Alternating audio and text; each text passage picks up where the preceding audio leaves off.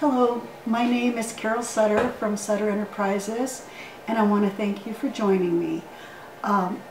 Recently I have had some inquiries as to how I color with colored pencils, and today I would like to share a little bit about how I do that. And this is the stamp that we will be using for this particular demonstration. First thing I do when I am getting ready to color any of my images, I pick out what colors I want to use, and almost always I will choose up to at least 3 colors in order to create the contour of any given spot in my image. And I want a light color, a medium color, and a dark color. And what we were going to do is we're going to start with a highlight. And you can see by the shapes in this particular image that it is kind of telling you right off where your highlight is, because you see your shadows to begin with.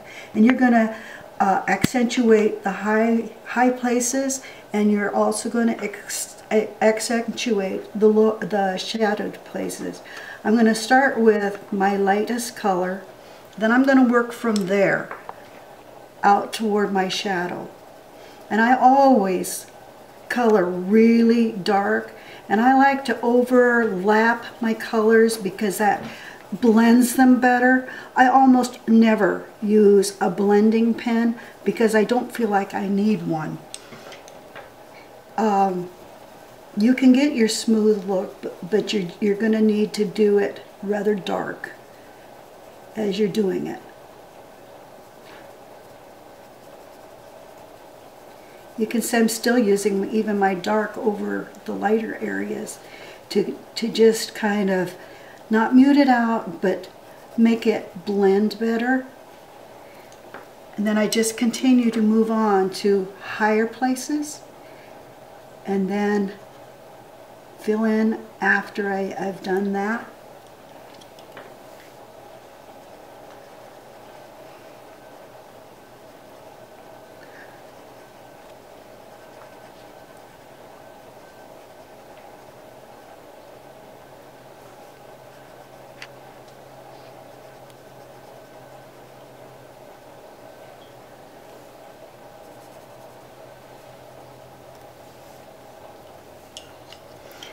Just moving along from highlight to highlight.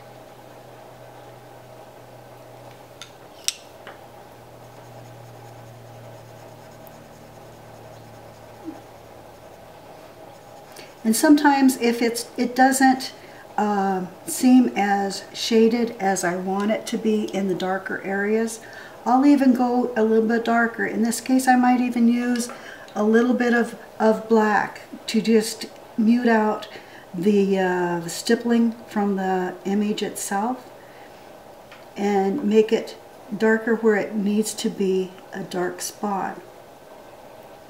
Because it's underneath an animal, it's always going to be your darkest areas.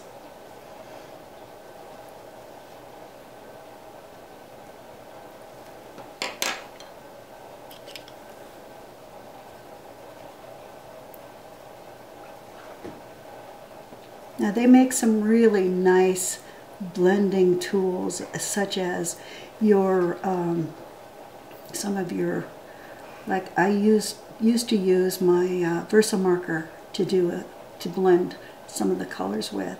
It's a very nice tool.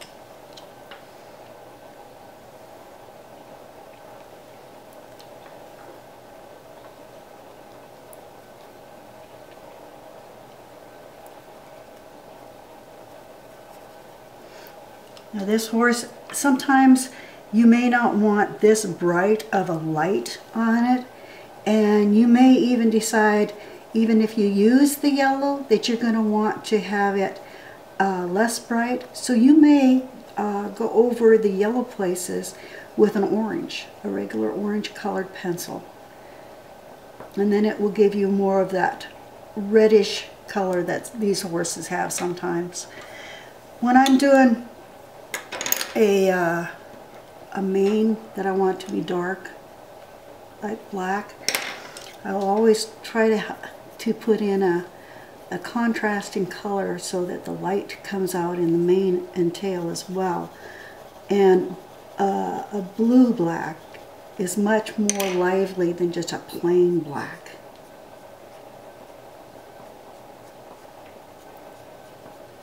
I always try to use at least a couple of colors for sure, but I prefer 3 for some reason, because that gives you a middle ground as well as your very, very lights and your darks. If you don't get dark enough, your light won't be light enough either.